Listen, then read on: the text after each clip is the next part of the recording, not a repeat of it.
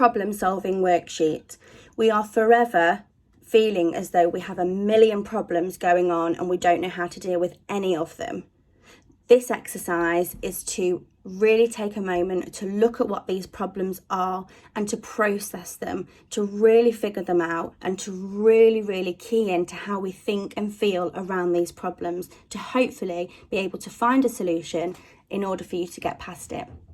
Now, the first thing we need you to do is to define your problem. Now, before you define your problem, it may feel vague or a bit confusing. So writing out your problem will help to organise that information, to see it from different angles and to identify the most important issues. So when and where does your problem occur? What are the causes of your problem?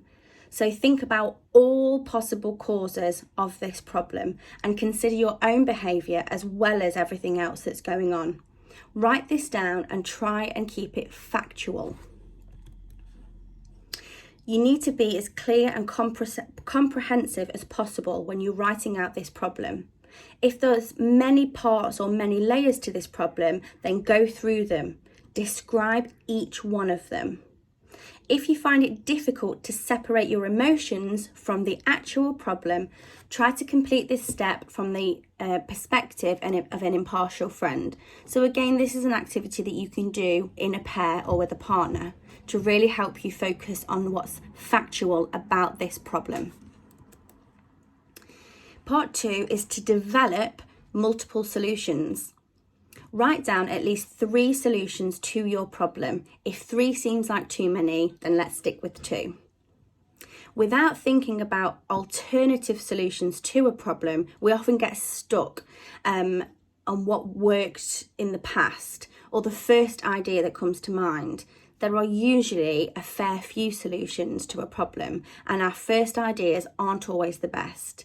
So by writing a list of solutions, we are giving our mind time to figure out different angles on how to best solve this problem. The third thing we need to do is to assess our solutions and choose one. So begin by throwing out any solutions that you've written down that are obviously not going to work very well, or they've been tried in the past and it didn't work. Next, you need to look at what you've got left after throwing those ones out and determine which one is most likely to be successful by examining them in depth. This can be done by examining the strengths and the weaknesses of each solution. During this stage, you might come up with new solutions the more you think about it, or find a combination of a few solutions that's better than just one of those ideas.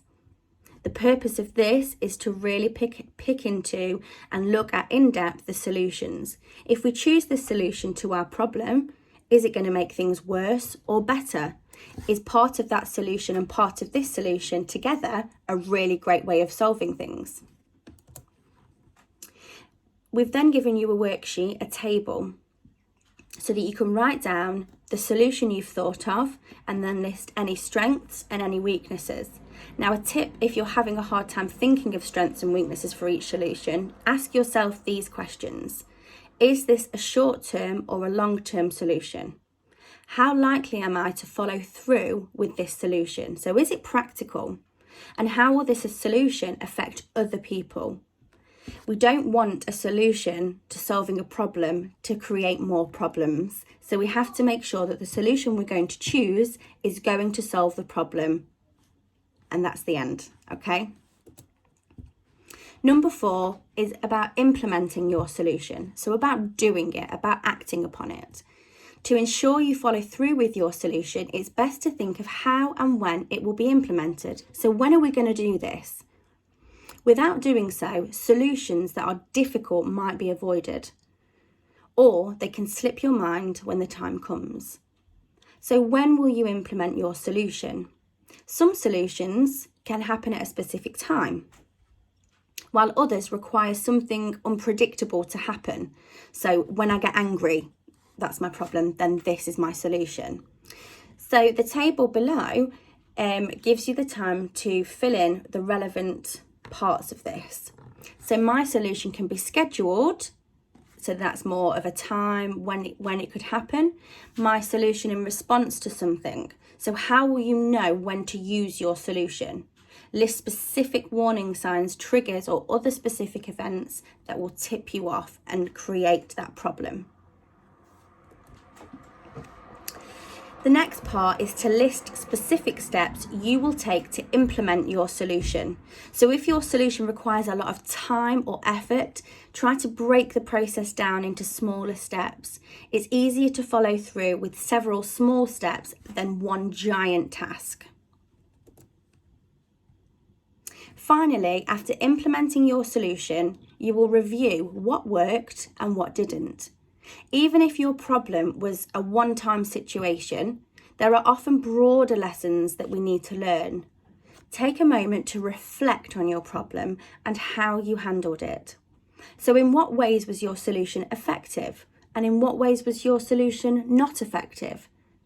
So the solution that we created and we wanted to implement when we got angry and punched a hole in the door, our solution was to do a breathing exercise.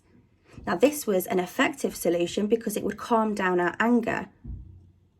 However, it wasn't effective because perhaps I was struggling to really focus. So that's an example on what we're trying to do here.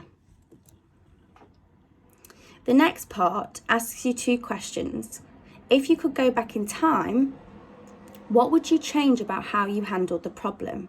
So my problem was anger, and I handled it by punching a hole in the door. Now, if I could go back in time, I obviously wouldn't have punched a hole in the door. What advice would you give to someone else who is dealing with the same problem? So how would you help them? Again, we are great at giving advice. We are rubbish at taking our own advice. So this question is designed for you to think about how you advise somebody else and can we learn from that advice. This is quite a beefy subject, problem solving. When we think about solving problems, we think of really huge things like solving poverty, solving world hunger. We're not talking about these huge things because we have to start with ourselves. A problem that you have could be that you get really angry and frustrated. A problem that you have is that you struggle to make new friends. You could have a problem with sharing how you feel. Think of these things. Think of problems that have maybe stopped you from doing certain things and process this and go through this worksheet. Hopefully we'll be able to find some really effective and feel-good solutions to these problems.